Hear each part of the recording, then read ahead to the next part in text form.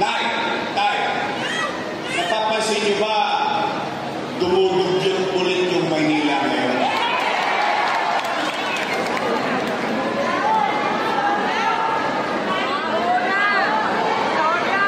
Talaga, napapansin niyo rin? Hindi nga. Napapansin niyo dumudugyot? So, pare-pareho tayo napapansin. Ano nangyayari sa atin? Bakit masyado naman tayo pinabayaan? Naayos na yan eh. Ngayon, nagbabalikan naman sila Eddie. Kilala niyo si Eddie? Eddie sila. Si Pati. Pati kasama niya. Nay, tay, ang tatagal na natin tumira sa mundo. Ilang dekada tayong nahirapan sa rekto. Nahirapan tayong umuwi. Nahirapan tayong araw-araw. Nung nag-mayor ako, ibinalik ko sa taong bayan ang Warluna, ang Soler, ang buong rekto na magkaroon naman ng ginhawa, ang mga taga-Tondo, ang mga taga-Maynila. Bakit naman ngayon, tingnan ninyo, bumalik kayo ngayon sa rekto? Nandoon naman sila ulit. Nagkakapuno na naman.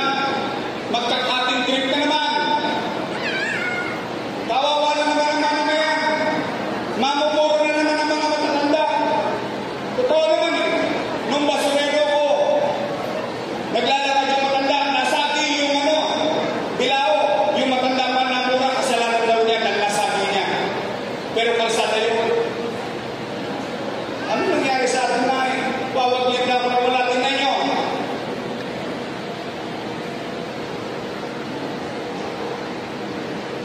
Number 1 na tayo sa buong Southeast Asia sa crime index. Not Philippines. Pag tinignan nyo yung mga katabi niyan, puro syudad yan sa Southeast Asia. Tayo ang number 1 saan? Patayan, holdapan, snatching, kriminalidad. Yan po ang ibig sabihin niya. Naubos na yan eh. Inubos na yung mga tulungis dito sa Maynila. Payapa na tayo namumuhay eh. Bakit? Dati may gabi, may araw, may tanghali, may umaga. Laging may gobyerno sa lungsod ng Maynila. Tingnan ninyo. Paano natin yan? Tinakabahan na naman tayo. Ang droga, rebasing ko na naman. O nay, gusto nyo ba ibalik yung gobyerno mabilis kumilos?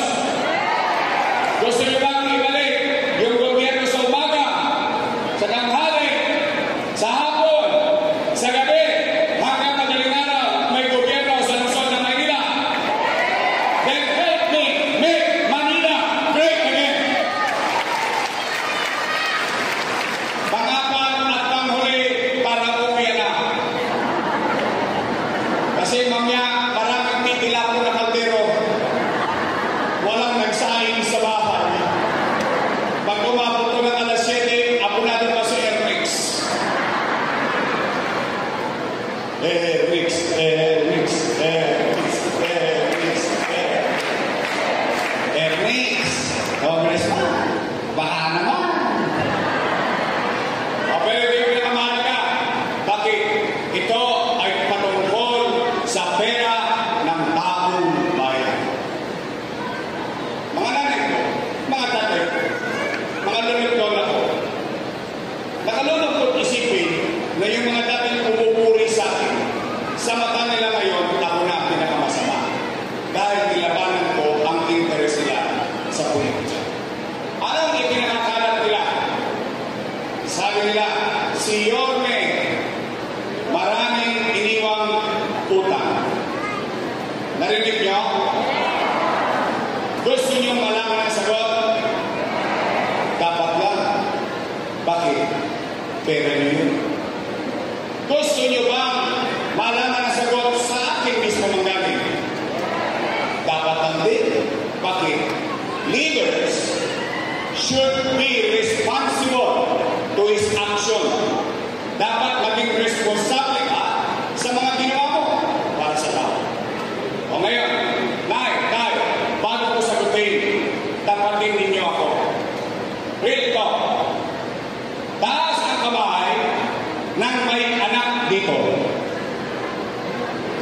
Hindi, bakit dalaman pa kayo? Kaya tinatanong ko lang. May anak kayo? Meron kayong pamilya? Nay, tay, lolo ko. Kapag walang makakain ang anak nyo, gagawa nyo ng paraan.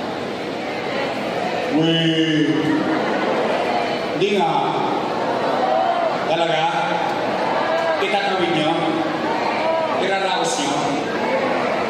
Nay, tay, totoo ba ang kasabihan na ang isang ina o isang ama o isang magulang isusubo na lang niya, ibibigay niya pa sa anak niya?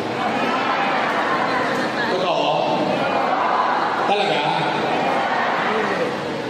Hindi ang ginawa ko bilang ama ng 2 milyong Manileño noong panahon ng pandemya. Bakit? Nay, tay, lolo't lola ko, in 2019, you voted for me as mayor and I took the responsibility. Never kayong nakarinig sa akin ng reklamo o itinuro ko ang daliri ko na yung sinundan ko, ang iniwang kaban, walang laman. Never. Why? Wala na akong sinisi. Nag-move on kagad tayo. Bakit? Binoto na ako mayor. Nakaatang na sa akin ang lahat ng responsibilidad na yun. O, anong ginawa ko? Immediately, kahit wala tayong pera, nilinis ang Maynila, inayos ang Maynila. The longest tax, wala na tayong pera, nag-issue pa ako ng tax amnesty. 6 months. Nagbigay ng trabaho sa mga senior citizen. Nagbigay ng trabaho sa mga taga-Maynila. Inayos ko yung negosyo. Gumaganda ng ekonomiya ng Maynila. Tumatahimik ang mga tao sa lungsod. Ang mga talongges nagtataguan na. Anong nangyari? Bog!